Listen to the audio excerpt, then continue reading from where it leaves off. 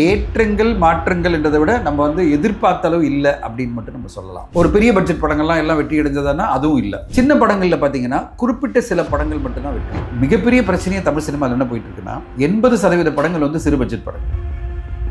குறிப்பிட்ட சில படங்களுக்கு மட்டும்தான் ஆடியன்ஸ் உள்ள வராங்க தவிர மீதி படங்களுக்கு வரதே இல்லை. பெரிய நடிகர் நீங்க பார்த்தீங்கன்னா 2026 டேட் தரேன்னு சொல்றாங்க.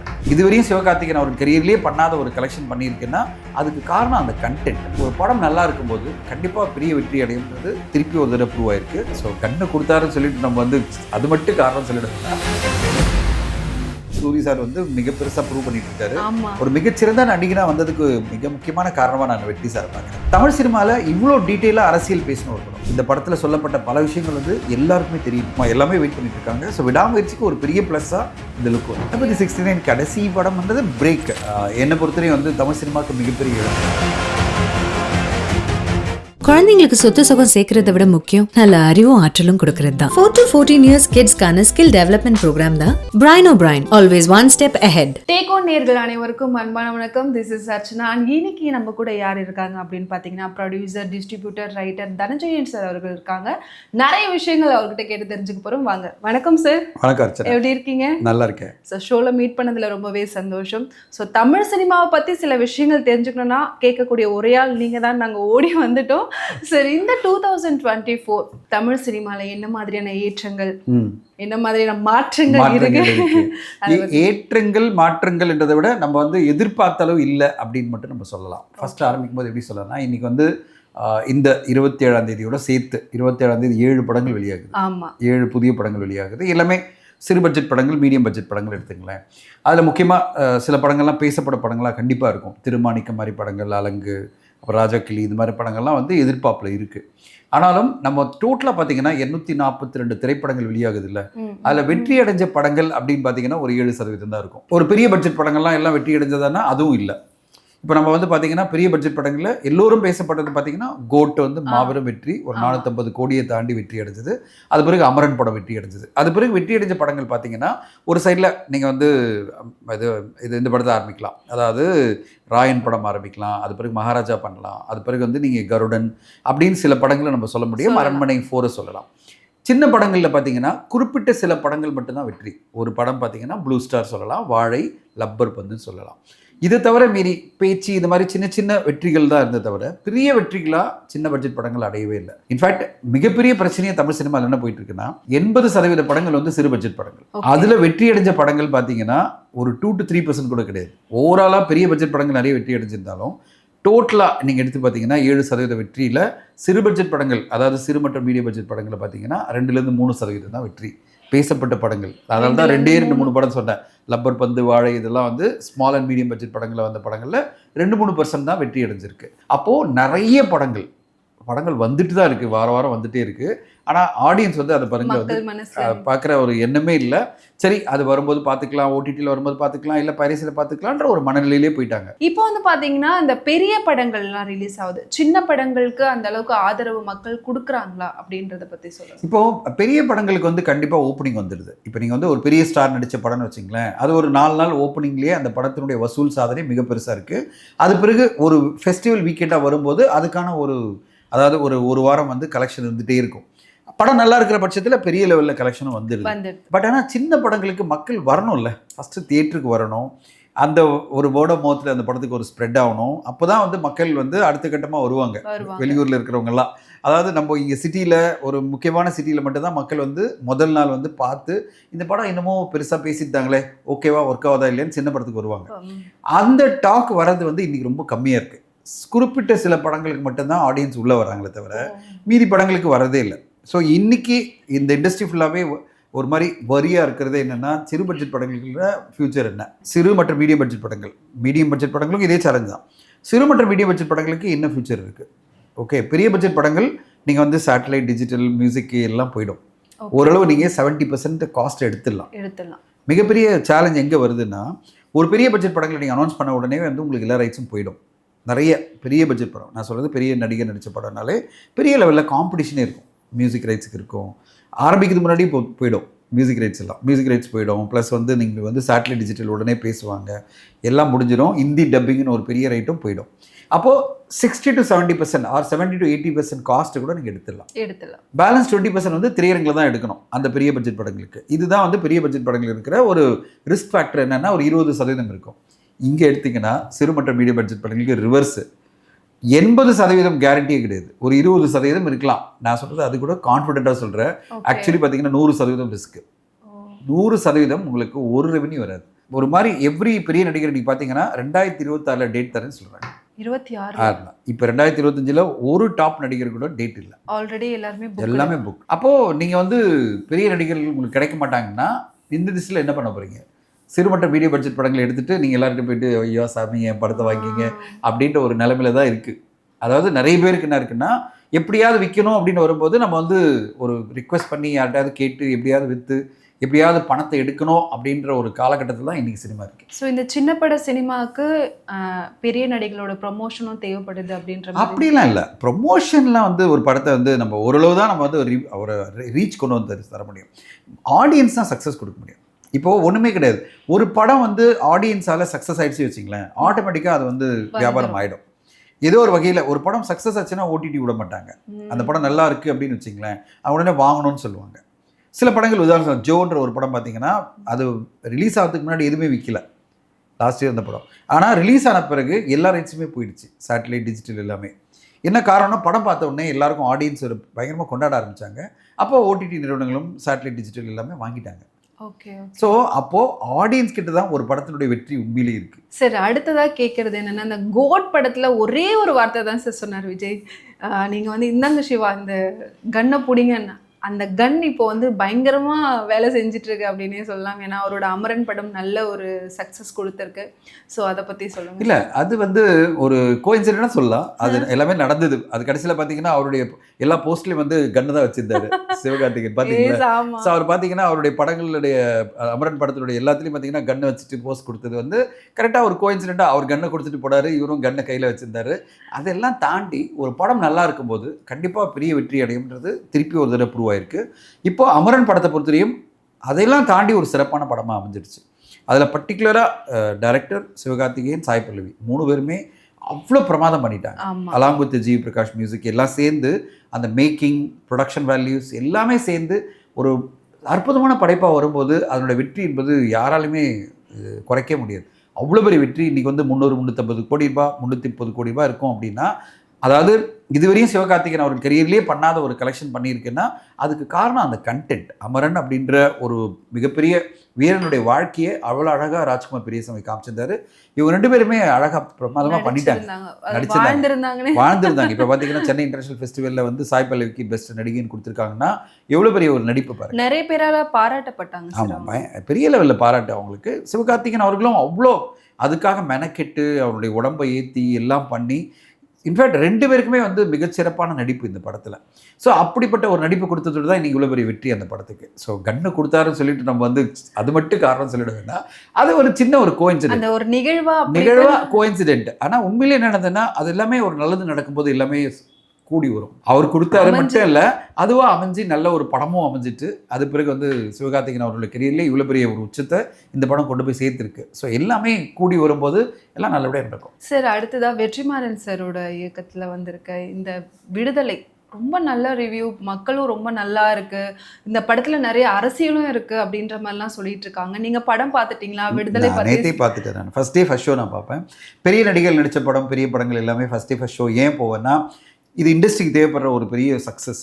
அப்போ வந்து நம்ம அந்த படத்தை முதல்ல பார்க்கணும். ஏன்னா நம்ம மற்றவங்க சொல்ல வச்சு நான் பயஸ்ட் ஆக மாட்டேன், எனக்கே ஒரு ஒப்பீனியன் வரணும், அதுக்காக நான் ஃபஸ்ட்டே போயிடுவேன். ஸோ அப்படி நான் பார்த்து நான் வேந்தேன். நேற்று வெற்றிமாறன் சார்கிட்ட ஃபோன் பண்ணி நான் பேசினேன், ரொம்ப டீட்டெயிலாக பேசணும், நிறைய விஷயங்கள் பேசணும். எனக்கு என்ன பிடிச்சிருந்ததுன்னா தமிழ் சினிமாவில் இவ்வளோ டீட்டெயிலாக அரசியல் பேசின ஒரு படம். அரசியல், மார்க்சிசம், கம்யூனிசம், சமுதாயத்தில் நடக்கிற நிகழ்வுகள், அப்ரெஸ்டு கம்யூனிட்டி, பவரில் இருக்கவங்க எப்படி பண்ணுவாங்க, போலீஸ் எப்படி நடக்கும், போலீஸ் ப்ரொசீஜர் என்ன, போலீஸ் இருக்கிற அந்த போட்டி இருக்குல்ல, அதாவது பவர் போட்டின்னு சொல்லுவாங்க. அதாவது ஆளாளுக்கு பவர் கிடைக்கணுன்றதுக்காக போட்டி, ப்ரொமோஷன் கிடைக்கிறதுக்கான போட்டி, அதுக்காக எப்படிப்பட்ட வேலைகள்லாம் பண்ணுறாங்க, ஆளுமைகள் எப்படியெல்லாம் டாமினேட் பண்ணுவாங்க, அதாவது பவரில் இருக்கவங்க எப்படி டாமினேட் பண்ணுவாங்க, இந்த ஹோல் சமுதாயமே எப்படி இயங்குது, அதாவது கடந்து போயிடுவாங்க. 6 மாதம் சொல்லுவாங்க. அதில் பார்த்தீங்கன்னா சீஃப் செக்ரட்டரி சொல்லுவார், 6 மாதம் முடிஞ்சுன்னா அடுத்தது வேற ஒன்று கதையை நம்ம சொல்லுவோம், அவர் உயிரோட தான் இருக்காரு சொல்லுவோம் அப்படின்னு சொல்லுவார். பார்த்தீங்களா, இது எல்லாமே நடந்த நிகழ்வுகள், உலகத்தில் நடந்த நிகழ்வுகள் தான். அந்த நிகழ்வுகளை வச்சு ஒரு மனிதன் செத்து போயிட்டார் சொன்னால் தானே பெரிய பிரச்சனை வரும். காணாமல் போயிட்டார் சொல்லுவோம், அப்புறம் 6 மாதம் கழிச்சு உயிரோட வந்துட்டாரு சொல்லுவோம், இப்படியெல்லாம் ஒரு கதை கட்டுவோம். அப்போ தான் வந்து இந்த மக்கள் மனதில் அப்படியே பரபரப்பாக போயிட்டே இருக்கும். இன்னொரு தலைவனை உருவாக்க மாட்டாங்க, இல்லைன்னா இன்னொரு தலைவனை தேடிட்டு இருப்பாங்க. ஸோ இப்படி பல விஷயங்கள், அரசியலில் நடக்கிற நிகழ்வுகள், அதாவது சமுதாயத்தில் நடக்கிற நிகழ்வுகள், அப்படி ஒரு பல விஷயங்களை வந்து அலசி ஆராய்ஞ்சு ஒரு என்ன சொல்கிறது, ஒரு மாஸ்டர் கிளாஸ். நேற்று நான் வந்து வெற்றிமாறன் சார் நான் சொன்னேன், ஒரு சினிமாவில் ஒரு மாஸ்டர் கிளாஸ் பண்ணியிருக்கீங்க சார், ஒரு 2.25 மணி நேரம் எங்களை உட்காந்து எல்லா விஷயத்தையும் நீங்கள் மாஸ்டர் கிளாஸ் மாதிரி சொன்னது எனக்கு ரொம்ப பிடிச்சிருந்தது. இது content heavy, okay, dialogue heavy, அதாவது வசனங்களில் ஹெவியாக இருந்தாலும் அந்த வசனங்கள்லாம் காலங்காலமாக பேசப்படுற வசனங்கள், எல்லோருக்குமே தெரிய வேண்டிய விஷயங்கள். இந்த படத்தில் சொல்லப்பட்ட பல விஷயங்கள் வந்து எல்லாருக்குமே தெரியணும். அதாவது சும்மா ஒரு சினிமா என்பது என்டர்டெயின்மெண்ட்டுக்காக மட்டும் கிடையாது. சும்மா நம்ம வந்தோம், என்டர்டெயின்மெண்ட் ஆனோம், போயிட்டோம் அப்படின்னு இல்லாமல் இந்த சினிமா நம்மளுக்குள்ள ஒரு தாக்கத்தை ஏற்படுத்தணும், ஒரு மாற்றத்தை உருவாக்கணும். அப்படிப்பட்ட ஒரு படமாக வந்து அவர் கொடுத்துருக்காரு. ஆமாம் சார். இப்போ நம்ம விஜய் சேதுபதி சாரை பார்த்தோன்னா அவரோட க்ரோத் ஆர்டிஸ்ட்லேருந்து கொஞ்சம் கொஞ்சமாக அப்படி வந்துருச்சு. இப்போது சூரி சார் பார்க்கும்போது பார்த்தீங்கன்னா அவரோட வளர்ச்சியும் ரொம்ப பார்க்குறதுக்கு அழகாக இருக்குது. அவரோட நடிப்பும் வந்து பார்த்தீங்கன்னா இப்போ பார்த்துக்கிட்டே இருக்கணும், இவர் ஹீரோவா அப்படின்ற ஒரு ஆசையே மக்களுக்கு ஏற்பட்டுடுச்சு. சூரி சாரோட வளர்ச்சியை நீங்கள் எப்படி பார்க்க? இல்லை, இது வந்து வாத்தியாரனுடைய வேலை தான். அதாவது நம்ம வாத்தியார்னா ஒரு காலகட்டத்தில் பார்த்தீங்கன்னா, இப்போ ஒரு 10 வருஷம் முன்னாடி பார்த்தீங்கன்னா பாலா சார் பட்டேலேருந்து வந்தாங்கன்னா அவங்க நடிப்பில் பின்னிடுவாங்க அப்படின்னு சொல்லுவாங்கல்ல.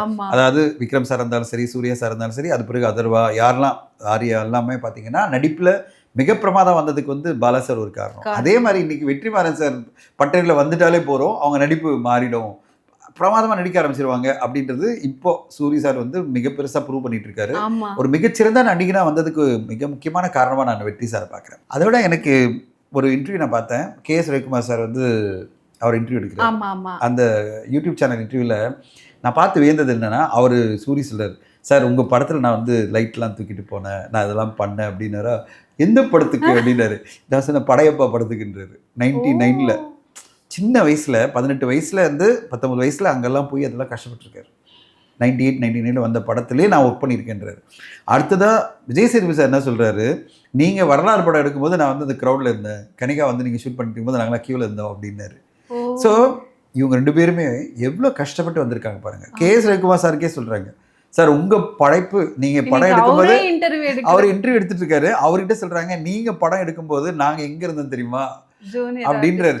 நாங்கள் ஜூனியர் ஆர்டிஸ்ட்டோ இல்லை ஏதோ ஒரு விஷயம் நாங்கள் பண்ணிட்டு இருந்தோம், நாங்கள் வந்து லைட் எடுத்துகிட்டு போயிருந்தோம், நான் அந்த க்ரௌடில் நின்றுட்டு இருந்தேன் அப்படின்லாம் சொல்ல வந்தபோது நான் வந்து என்னுடைய ஒரு ட்வீட் போட்டேன், இதுதான் வாழ்க்கையினுடைய மிகப்பெரிய இன்ஸ்பிரேஷன். சார் அடுத்ததான் நிச்சயமாக வந்து தலை பற்றி பேசி ஆகணும். அவரோட ஒரே ஒரு போஸ்ட் தான் சார் தமிழ்நாடே திரும்பி பார்க்க வச்சிருச்சு. ஸோ அவரை பற்றி இந்த பொங்கலுக்கு நம்ம பேசி கண்டிப்பாக விடாமுயற்சி வருது இல்லை. ஸோ அவர் விடாமுயற்சி படத்துக்கு வந்து ஒரு மிகப்பெரிய பூஸ்ட் கொடுத்தது இந்த ஸ்டில்ஸ் தான். அது வரையும் பார்த்தீங்கன்னா அவர் சாதாரணமாக ஒரு பேக் எடுத்துகிட்டு போகிறாரு, நடக்கிறாரு, அப்படி தான் ஸ்டில்ஸ் வந்துட்டு இருந்தது. திடீர்னு இது வந்து ஒரு ஆட்டோ பாம் மாதிரி போட்டிருக்காங்க நம்மளுக்கு. எப்படின்னா கொடுக்குறேன்டா அப்படின்னு சொல்லிட்டு வரேன்டான்னு சொல்லி கொடுத்தாங்க பாருங்க. அப்படியே எல்லாரும் வேர்ல்டே பார்த்து அப்படியே கொண்டாடுது. அது காரணம் வந்து அவர் என்ன சொல்ல வர்றாருன்னா, நான் நினச்சேன்னா இப்படி இருப்பேன், அப்படி இருப்பேன், நான் வந்து என்னுடைய ரெகுலர் லுக்லேயும் இருப்பேன், நான் நினச்சேன்னா உடம்பை குறைச்சி ஃபிட்டாக நான் ஒரு ஜேம்ஸ் பாண்ட் மாதிரி வந்து நிற்பேன், இப்படியும் வருவேன், ட்ராவலும் சுற்றுவேன், ஜேம்ஸ் பாண்ட் பண்ணுவேன், ப்ளஸ் கார் ஓட்டுவேன், நான் ரேஸ் பண்ணுவேன், பைக் ஓட்டுவேன் அப்படின்னு சொல்லிட்டு அவருடைய வாழ்க்கையை அவர் வாழ்ந்துட்டு இருக்காரு. உண்மையிலே அற்புதமான ஒரு மனிதராக எனக்கு தெரிகிறாரு. என்னென்னா இப்படி ஒரு பாடி ஸ்லிம் பண்ணுறதுலாம் அவ்வளோ ஈஸி கிடையாது. டயட்டை ஹெவியாக பண்ணால் தான் பண்ண முடியும். நீங்கள் வந்து ஹெவியாக டயட் பண்ணணும், ஒன்லி லிக்விட் டயட்லேயே போனால் தான் உடம்பு வந்து டக்கு டக்குன்னு குறையும். அவருக்கு ஆல்ரெடி ஆப்ரேஷன் இருக்குது, நிறைய ஒர்க் அவுட் பண்ணி குறைக்க முடியாது. அவர் வந்து ஆக்சுவலி பேலன்ஸ்டு என்ன சொல்லுவாங்கன்னா 70% டயட்டு 30% எக்ஸசைஸ். இதுதான் வந்து நார்மலாக எல்லாருமே வெயிட் குறைக்கிறதுக்கான ஒரு அடிப்படை. இல்லைன்னா 60-40 சொல்லுவாங்க. ஆனால் இவர் வந்து 80% டயட்டு அப்படின்ட்டு டயட்டை வந்து டோட்டலாக கண்ட்ரோல் பண்ணி வந்திருக்காரு. இல்லைனா இந்த ஒரு மாற்றம் வந்து டக்குன்னு பண்ண முடியாது. இவ்வளோ வெயிட்டை குறைச்சி அப்படின்னா நீங்கள் வந்து டோட்டலாக எந்த ஃபுட்டுமே இல்லாமல் ஒன்லி சாலடும் ஃப்ரூட்ஸும் சாப்பிட்டுட்டு ஜூஸ் குடிச்சிட்டு வந்துட்டு இருக்கணும். ஓகே, அவ்வளோ குடித்தாலும் அவ்வளோ ஃபாஸ்ட்டாக குறையாது. அப்போ நிறைய அதுக்கான கஷ்டப்பட்டு வந்திருக்காரு. உண்மையிலே ஆச்சரியமாக இருக்குது. அது வந்து இந்த படத்துக்கு மிகப்பெரிய ப்ளஸ்ஸாக மாறி இருக்குது. எல்லோருமே எக்ஸைட்டாக இருக்காங்க. இது விஷுவலாக அவர் வந்து இந்த லுக்கில் வரும்போது என்ன பண்ண போகிறாரு, பாடல் மட்டுமா, ஆக்ஷன் சீக்வன்ஸ் இருக்குமா, இல்லை டயலாக் சீக்வன்ஸ் இருக்குமா, எல்லாமே வெயிட் பண்ணிட்டு இருக்காங்க. ஸோ விடாமுயற்சிக்கு ஒரு பெரிய ப்ளஸ்ஸாக இந்த லுக் வந்துருக்கு. தமிழ் சினிமாவில் ஃபர்ஸ்ட் டே ஃபர்ஸ்ட் ஷோனா நிச்சயமாக அந்த தளபதி படத்துக்கு அந்த அளவுக்கு ஒரு கூட்டம் இருக்கும். இந்த ஒரு நாள்லேயே அந்த கலெக்ஷனை பற்றி நம்ம பேசிடுவோம், இந்த 2 நாள்லேயே மொத்தத்தையும் அவர் வந்து கலெக்ட் பண்ணிடுவார்ன்ற மாதிரி நம்ம பேசிட்டு வந்துட்டுருக்கோம். இப்போ வந்து அவரோட படம் வந்து கடைசி படம் வந்து பண்ணிக்கிட்டு இருக்காரு. ஸோ அதை பற்றி சொல்லுங்கள் சார். தளபதி 69 கடைசி படம்ன்றது பிரேக், அதாவது பிரேக் எடுக்கிறாரு, அந்த நோ லுக்கிங் பேக்னு சொல்லிட்டு இருக்காரு. ஸோ அந்த பிரேக் முன்னாடி வரப்போகிற படம்ன்றதுனால, அதாவது எத்தனை வருஷம் பிரேக்குன்னு நம்ம சொல்ல முடியாது. என்னை பொறுத்தவரையும் வந்து தமிழ் சினிமாவுக்கு மிகப்பெரிய இழப்பு அவர் இல்லாமல் இருக்கிறது. ஏன்னா இந்த வருஷம் பாருங்க 2024 நம்பர் 1 படமாக விஜய் சார் படம் தான் இருக்கு. 450 கோடி மேலே பண்ணி அவருடைய படம் தான் இருக்குது. 2025 அந்த மாதிரி தான் இருக்கலாம். ஏன்னா ஒரு சைடில் கூலின்ற படம் பெரிய எதிர்பார்ப்பில் இருக்குது, அடுத்தது பார்த்தீங்கன்னா விஜய் சாருடைய படம் இருக்குது. ஸோ அப்போது இவ்வளோ பெரிய வசூல் சாதனை பண்ணுற ஒரு நடிகர் வந்து நான் இண்டஸ்ட்ரி விட்டு போகிறதுன்றது வந்து ஆட்டோமேட்டிக்காக இண்டஸ்ட்ரி ஃபுல்லாகவே ஒரு டிசப்பாயின்மெண்ட் இருக்கும். ஸோ இன்றைக்கி அந்த படத்தினோட ஷூட்டிங் நான் ஸ்டாப்பாக போயிட்டுருக்கு. காரணம் என்னென்னா அவர் சீக்கிரமாக முடிச்சுட்டு அரசியல் களத்தில் தீவிரமாக இறங்கணும்னு போகிறாரு. அதனால் அவருடைய எண்ணம் வந்து என்னென்னா பிப்ரவரி மார்ச்சுக்குள்ளே இந்த படத்தை முடிச்சிடணும், ஏப்ரல்லேருந்து நான் வந்து தீவிரமாக அரசியல் இருக்கணும். ஏன்னா இப்போயே நிறைய எதிர்பார்ப்பு இருக்குது. நீங்கள் எப்பாவது ஒரு தடவை அரசியல் வந்து நிற்காதீங்க, இப்போ ரெகுலராக வர ஆரம்பிங்க அப்படின்னு சொல்ல ஆரம்பிச்சிட்டாங்க. அதனால் அவரும் வந்து ரொம்ப தீவிரமாக இந்த படத்தை முடிக்கணும்னு இருக்காரு. நான் ஸ்டாப்பாக போயிட்டுருக்கு ஷூட்டிங். ஸோ அப்டேட் வரும், அதோட தொடர்ந்து அப்டேட் வரும். ஆனால் அந்த படத்தை பொறுத்தவரையும் அவங்க தொடர்ந்து படங்கள் ஷூட்டிங் போயிட்டே இருக்காங்க, பிரேக்கே எடுக்கல, தொடர்ந்து பண்ணிகிட்டே இருக்காங்க. இப்போ ஒரு நியூ இயருக்கு ஒரு பிரேக் இருக்கும், ஏன்னா கிறிஸ்மஸ் நியூ இயருக்கு ஒரு பிரேக் எடுப்பாங்க. அது முடித்த பிறகு திருப்பி அந்த படத்தோட ஷூட்டிங் ஆரம்பித்து பொங்கல் பிரேக்கு, அது பிறகு பிப்ரவரிக்குள்ளே மார்ச்சுக்குள்ளே இந்த படம் முடியும் தான் எதிர்பார்க்குறேன். சார், தளபதி அப்படின்றது தமிழ் சினிமாவில் ரொம்ப பெரிய இடம். அந்த இடத்த நிரப்புறதுக்கு அல்ல அந்த கலெக்ஷனை வந்து கொஞ்சம் கிட்ட நெருங்குறதுக்கெல்லாம் யாரால முடியும் அப்படின்னு இல்லை, அப்படி நம்ம போக முடியாது. இப்போ ஒரு படம் ஒரு பிரேக் த்ரூ படமாக அமையும். இப்போ வந்து சிவகார்த்திகேயன் அவர்களுக்கு அமரன் படம் ஒரு பிரேக் த்ரூ படமாக அமைஞ்சிருக்குல்ல, இந்த மாதிரி ஒரு 3-4 படம் அமைஞ்சதுன்னா அவருக்கு ஒரு வாய்ப்பு கிடைக்கலாம். அடுத்து தனுஷ் அவர்களுக்கு வந்து ராயன் ஒரு பெரிய வெற்றி படம். இப்போ அடுத்து வரப்போகிற படங்கள்லாம் பெரிய லெவலில் டாக்ல இருக்குது. அது எந்த படம் இந்த மாதிரி பிரேக் த்ரூ பண்ணணும் நம்ம சொல்ல முடியாது. இப்படி வரிசையாக இப்போ விக்ரம் சாருக்கு பொறுத்தவரைக்கும் பார்த்தீங்கன்னா வீரதீரேஸ்வரனுக்கு பெரிய எதிர்பார்ப்பு இருக்குது. சூர்யா சாருக்கு வந்து கார்த்திக் சுப்ராஜ் படம் பெரிய எதிர்பார்ப்பில் இருக்குது. அஜித் சாரை பற்றி நீங்கள் சொல்ல வேணாம், அஜித் சாருடைய விடாமுயற்சியும் சரி, குட் பேட் அக்லியும் பெரிய இதில் இருக்குது. அதனால் இந்த இடம் அந்த இடமெல்லாம் இல்லை, அவங்கவுங்களுக்கான வளர்ச்சி வந்துகிட்டே இருக்கும். அந்த வளர்ச்சியில் இப்போ பார்த்தீங்கன்னா ஒருத்தர் இல்லைன்னு வச்சிங்களேன், இன்னொருத்தருடைய வளர்ச்சி பெருசாகும் போது அவங்க அந்த இடத்துல போய் வந்துருவாங்க. ஸோ அது யார் அப்படின்றது இப்போ காலம் தான் சொல்ல முடியும், இப்போ நம்ம சொல்ல முடியாது. ஏன்னா எல்லாருடைய படங்களும் பெரிய லெவலில் வந்துட்டு இருக்கு. ஏற்கனவே உச்சத்தில் வந்து ஒரு சூப்பர் ஸ்டார் இருந்துகிட்டே இருக்காரு. அவருடைய படம் வந்து தொடர்ந்து டாக் ஆஃப் த டவுனாகவே இருக்குது. இப்போ கூலின்ற படம் வந்து அடுத்த வருஷத்தில் மிகப்பெரிய லெவலில் எல்லோருமே இண்டஸ்ட்ரி ஃபுல்லாக என்ன எதிர்பார்க்குறாங்கன்னா தமிழ் சினிமாவோட முதல் 1000 crore படமாக இருக்குமா. ஏன்னா அதில் அமீர் கான் நடிக்கிறாரு, உபேந்திரா நடிக்கிறாரு, இப்படி பல பேர் நடிக்கிறாங்க. அப்போ எதிர்பார்ப்பு எப்படி இருக்குன்னா அந்த படம் ஒரு 1000 crore படமாக மாறுமா. ஏன்னா இண்டஸ்ட்ரிக்கு தமிழ் சினிமா இன்னி வரையும் அந்த ஒரு சக்ஸஸை கொடுக்கல. அப்போ நம்ம அதை எதிர்பார்த்துட்டு இருக்கோம்ல. ஸோ அப்போ ஓவராலாக இது வந்து இவர் தான் போயிடுவார் அப்படின்லாம் சொல்ல முடியாது. அதாவது பிரேக் த்ரூ அமைய மாறும். சார், அதுதான் சார் நானும் அடுத்து தான் கேட்கலான்னு வந்தேன். ஏன்னா வேட்டையனுக்கு அப்புறமா வந்து கூலி அப்படின்ற படம் வந்து அவரோட பெரிய எதிர்பார்ப்பு. ஏன்னா இந்த ஏஜில் அவர் கொடுக்குற டெடிகேஷன் ஆகட்டும், அவர் காட்டுற என்னோட ஃபேன்ஸ் அவங்களோட என்ன மீட்டர்னு எனக்கு தெரியும், அவங்கள நான் என்றைக்குமே டிசப்பாயின்ட் பண்ண மாட்டேன் அப்படின்ற ஒரு தாட்டில் எப்பவுமே இருக்காரு. ஸோ கூலி படம் வந்து எந்த அளவுக்கு இல்லை மிக பெருசாக இருக்குது, எதிர்பார்ப்பு மிக பெருசாக இருக்குது. இப்போ சமீபத்தில் வந்து பாடல் வந்து பார்த்தீங்கன்னா பட்டி தொட்டியும் கலக்கிட்டு இருக்கு. அவருடைய டான்ஸ் ஸ்டெப் வந்து எல்லோருமே போட்டுட்ருக்காங்க. ஸோ அவர் ரஜினி சார் 74 வயசு கடந்த பிறகு இப்போ 75 வயசு, 75வது வயசில் அந்த எனர்ஜியோடு அவர் பண்ணுறது தான் இந்த படத்துக்கு ஒரு பெரிய பூஸ்டாக மாறி இருக்குது. ஏற்கனவே லோகேஷ் கனகராஜ் சொல்லிகிட்டே இருக்காரு, ரஜினி சாரோட பண்ணுறதே எனக்கு ரொம்ப பிரமாதமாக ரொம்ப என்ஜாய் பண்ணிட்டு இருக்கேன் படம். அந்த படமும் ஷூட்டிங் நான் ஸ்டாப்பாக போயிட்டுருக்கு. ஸோ அவங்க வந்து அதை ஏப்ரலுக்குள்ளே முடிச்சிடணும் அப்படின்ற பிளானில் தான் இருக்காங்க. ஏன்னா அதை வந்து கண்டிப்பாக ஆகஸ்ட் செப்டம்பரில் கொண்டு வரணும் அப்படின்ற எண்ணத்தில் இருக்காங்க. ஸோ இப்போ எல்லாமே இந்த 2 படங்களுமே பார்த்தீங்கன்னா தமிழ் சினிமாவுக்கு அடுத்த வருஷம் பெரிய லெவலில் இருக்கும். The same time don't forget it, நிறைய படங்களுக்கு சார். அப்போ நீங்கள் சொன்ன மாதிரி அந்த 23யோட இதை வந்து 25 கண்டிப்பாக பிடிச்சிடும் அப்படின்னு பீட் பண்ணி. ஏன்னா ஒரு சைடில் ரஜினி சார் படம் எதிர்பார்ப்பில், ஒரு சைடில் கமல் சார் படம், ஒரு சைடில் விஜய் சார் படம் எதிர்பார்ப்புனா, இன்னொரு சைடில் வந்து அஜித் சாரோட 2 படம் எதிர்பார்ப்பில் இருக்குது. சூர்யா சாரோட படம் பெரிய எதிர்பார்ப்பு இருக்குன்னா, இந்த சைடு சிவகார்த்திகேயன் படமும் எதிர்பார்ப்பில் வரப்போகுது. அடுத்தது நீங்கள் வந்து செம்பு அப்படின்னு வரிசையாக தனுஷ் அப்படின்னு நிறைய பேருடைய படங்கள் வந்து இவ்வளோ படங்கள் வரும்போது கண்டிப்பாக வெற்றிகள் மிக பெருசாக இருக்க போது 2025. கண்டிப்பாக அதுக்காக எல்லாருமே வெயிட் பண்ணிட்டு இருக்காங்கன்னே சொல்லலாம். சரி, இப்போ வந்து படங்கள் ரிலீஸ் ஆன உடனே இந்த ரிவ்யூ அப்படின்ற ஒரு சிஸ்டம் வந்து இப்போ அதிகமாக இருக்குது. நிறைய குட்டி சேனல்ஸ் கூட போயிட்டு இந்த ரிவ்யூ அப்படின்ற ஒரு சிஸ்டம் வந்ததுனால மக்களுக்கு படம் பார்க்கணுமா அப்படின்ற ஒரு எதிர்பார்ப்பே நிறைய பேரோட பேச்சால அது மாறுபடுதுன்னு நான் சொல்றாங்க. அதை நீங்க எப்படி பார்க்குறீங்க? இல்லை, நம்ம வந்து ரிவ்யூஸை நம்ம குறை சொல்ல முடியாது. ரிவ்யூஸ் வந்து எல்லாருக்கும் உரிமை இருக்குது. தனிப்பட்ட முறையில் எல்லோருமே கருத்து சொல்லலாம். ஏன்னா சோஷியல் மீடியாவில் எல்லாரும் கருத்து சொல்கிற உரிமை இருக்குது. என்ன நம்ம வந்து எல்லாருமே சொல்கிறது என்னென்னா, சங்கங்களும் நான் பர்சனலாக சொல்கிறது என்னென்னா, நம்ம எப்படி ரிவ்யூ பண்ணுறன்றதான் முக்கியம். இப்போ நீ இந்த படத்துக்கு வராத, பார்க்காத, இந்த படம் வேஸ்ட்டு, இந்த படம் வந்தேன்னா அடிப்பேன், உதைப்பேன் அப்படின்னு ஆடியன்ஸ் சொல்கிறதோ இல்லை ரிவ்யூவர் சொல்கிறதோ, ரிவ்யூவர் வந்து உன் படமே வேஸ்ட்டாக போய்ட்டு அந்த படத்தை பார்த்தா அப்படின்னு சொல்லும்போது ஆடியன்ஸை புட் ஆஃப் ஆயிடுவாங்க. இப்போது நியூட்ரல் ஆடியன்ஸாக நிறைய பேர் சினிமா பொறுத்தவரைக்கும் பார்த்தீங்கன்னா ஒரு 60 to 70% நியூட்ரல் ஆடியன்ஸ். நியூட்ரல்னா அர்த்தம் யாருமே பயஸ்டாக இல்லாமல், மீதி பேர்லாம் வந்து ஆர்ட்கோர் ஆடியன்ஸ், ஆர்ட்கோர் ஆர்டிஸ்ட் ஆடியன்ஸாக இருக்கலாம், இல்லை டைரக்டர் ஆடியன்ஸாக இருக்கலாம், இல்லை சினிமா பஃபாக இருக்கலாம். ஆனால் 60 to 70% பார்த்தீங்கன்னா நியூட்ரல் ஆடியன்ஸ் அப்படின்னு அர்த்தம். அவங்க பொறுத்தவரைக்கும் எல்லா படத்துக்கும் போய் பார்ப்பாங்க. அவங்களுக்கு யாருமே வந்து முக்கியம் கிடையாது.